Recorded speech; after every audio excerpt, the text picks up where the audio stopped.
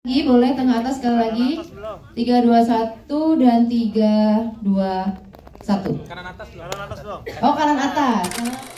So, kita bukan hanya mencoba memportray orang yang manic gitu yang dalam suatu kondisi, cuman ini juga bisa kita terapkan kepada orang-orang lazim biasanya gara-gara kita tuh selalu berpikir kalimat menghalalkan segala cara itu kan terjadi oleh semua orang gitu, dan terkadang ketika kita menghalalkan segala cara itu adalah terjadi ketika hal-hal yang kita ingin capai itu satu hal yang urgent gitu kan, ketika jatuh krisis finansial, ketika apa, maka kita menghalalkan segala cara agar kita bisa survive.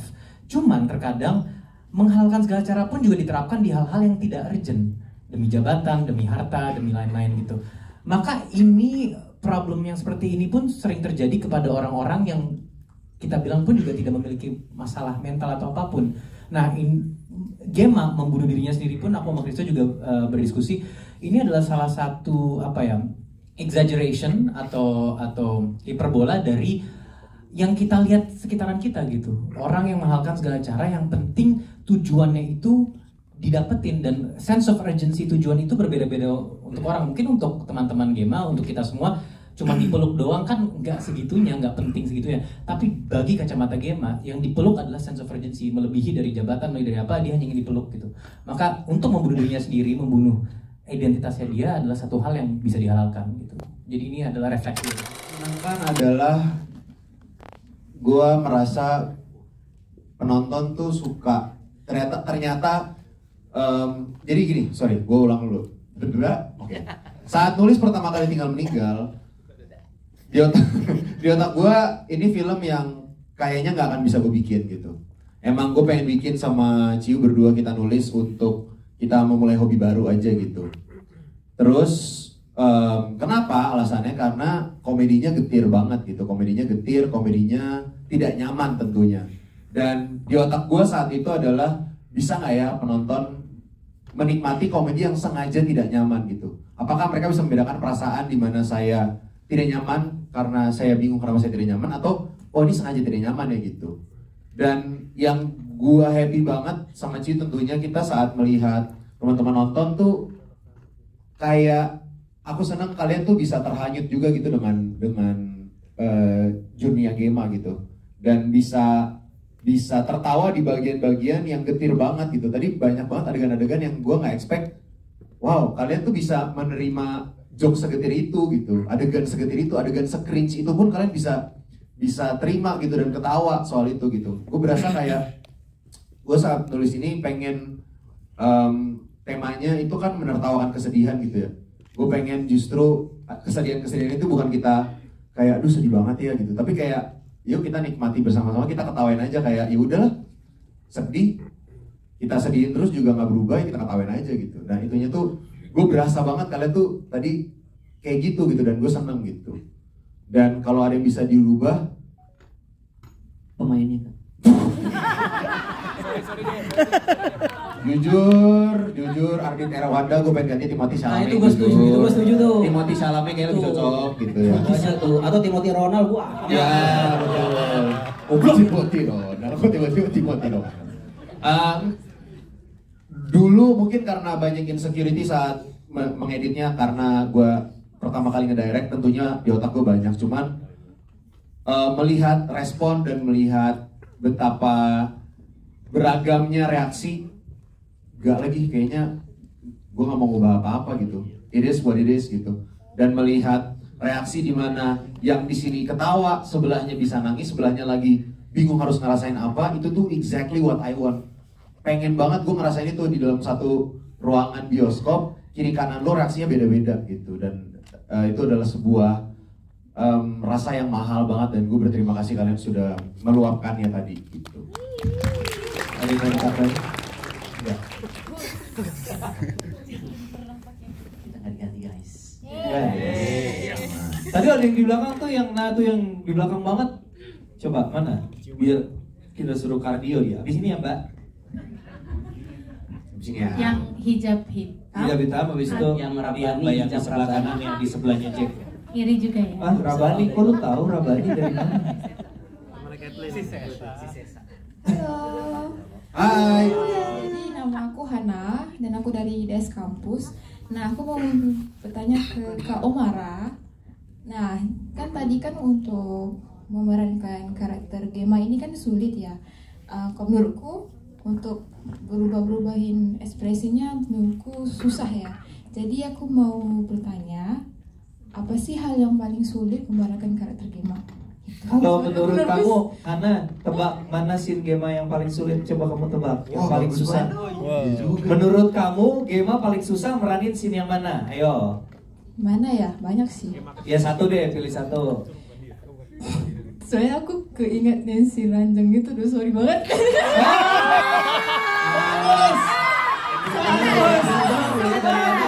Dari sekian banyak persambutan Bagus sih kayaknya bukan tersulit tapi yang paling diingat ya. Oh paling diingat jadinya. Dia nulis susah-susah loh. Gue nulis sesuatu yang diingat yang itu Yang gitu. ingat yang itu. Kok bisa sama yang kita ingat? Tadi pertanyaan saya, mana yang menurut kamu tersulit, bukan yang mana yang paling berkesan buat kamu. Mana yang menurut kamu tersulit buat Gema perankan? Yang tersulit itu pas di halte itu.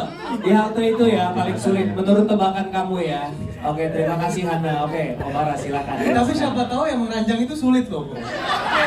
Itu susah ya. Enggak. Yang sulit tuh gue ngebayangin itu.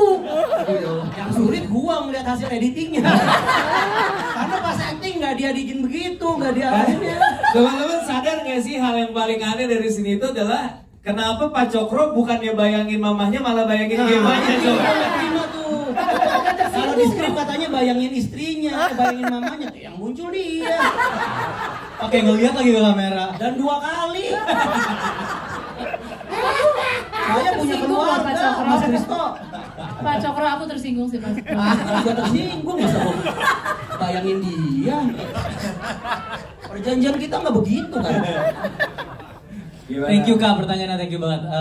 Ini aku sama Kristo sebenarnya jadi bercandaan yang terus menerus kita lakukan pas lagi reading tuh karena emang sulit banget untuk bagi aku ya, bagi aktor-aktor lain mah gampang tapi buat aku sulit untuk Iya memerankan sih. itu.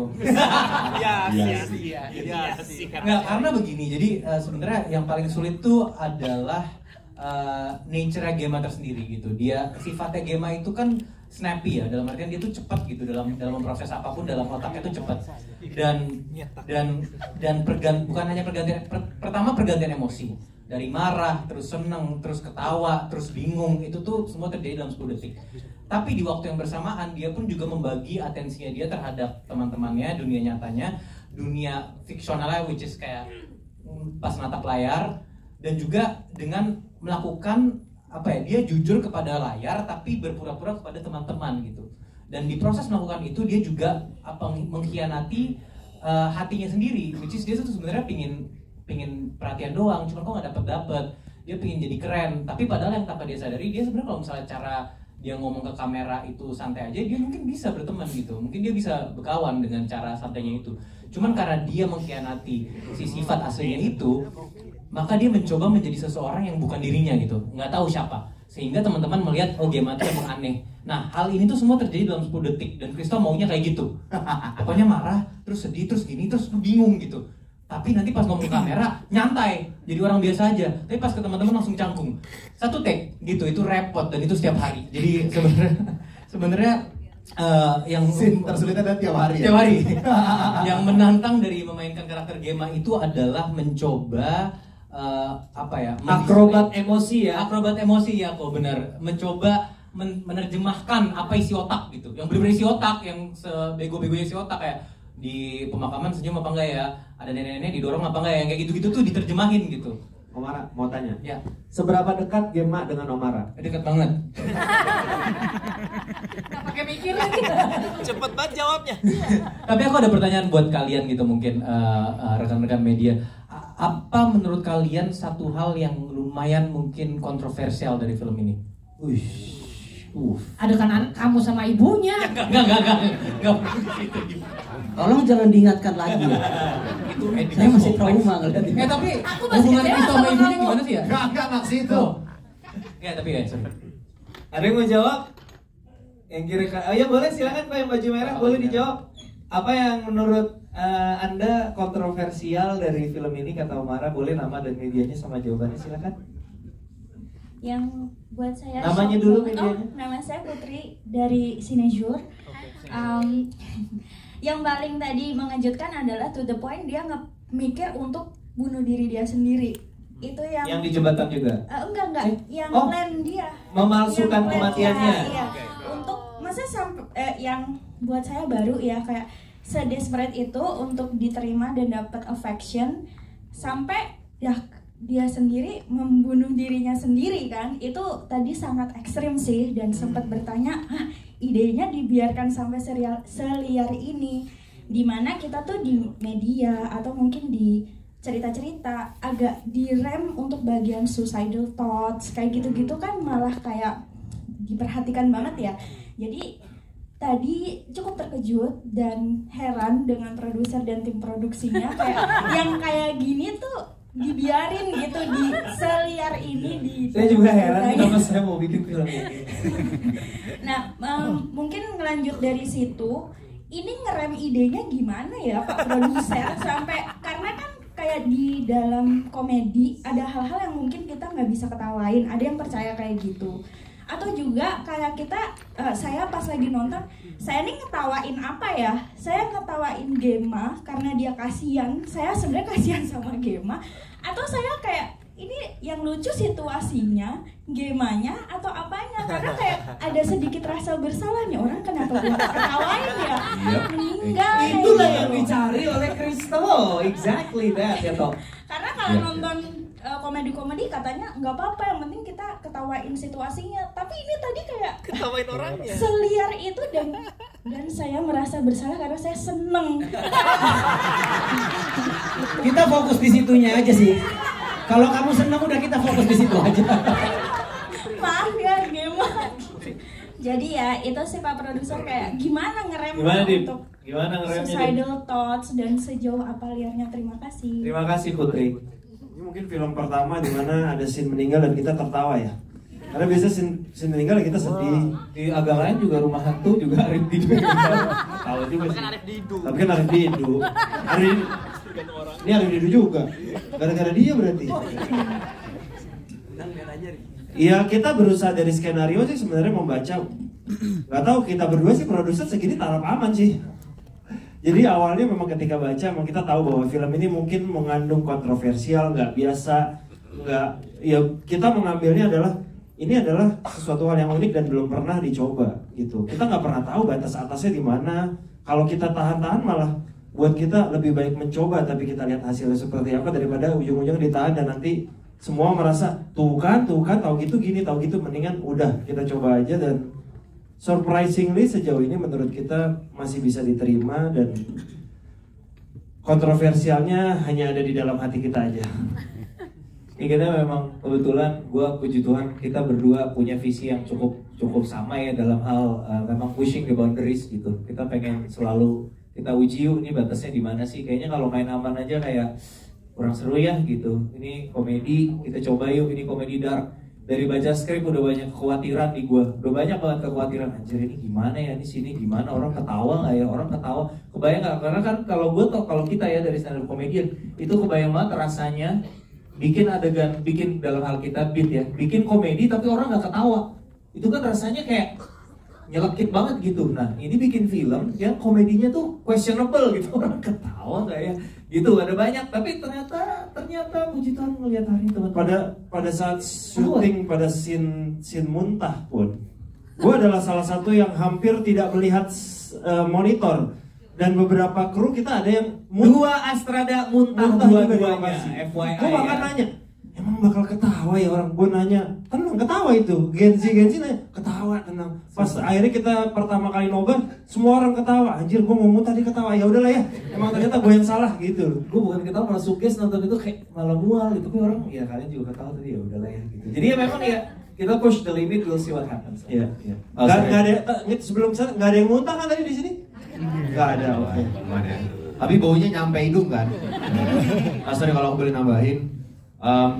Jadi memang aku pengen menunjukkan bahwa in reality seorang yang memiliki struggle untuk bertumbuh. Jadi kalau kita perhatiin Gema kecil tuh kayak kecepatan dewasa, akhirnya pas dia tumbuh dewasa dia pengen kecil lagi gitu.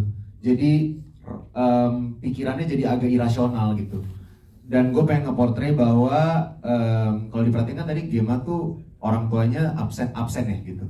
Dan mau menunjukkan bahwa orang tua yang dampak besar terhadap anak tuh nggak harus orang tua yang pukul-pukulan, yang lempar-lemparan piring gitu. Tapi orang tua yang tidak hadir, dampak itu bisa bahkan lebih besar gitu. Dan awalnya memang gue saat nulis pun juga berpikir sama Ciu berdua gitu. Ini terlalu ekstrim gak ya dia berpikir untuk membunuh dirinya sendiri gitu dan dalam tanda kutip ya. Dan saat kita tulis kita berpikir bahwa memang orang yang sudah bahasanya apa sih manic ya? Iya, yang udah manic kalau kalian perhatiin makin lama efek senangnya dia makin pendek gitu. Baru dapat perhatian dikit makin pendek, makin ke belakang kayak cuman beberapa jam langsung hilang lagi.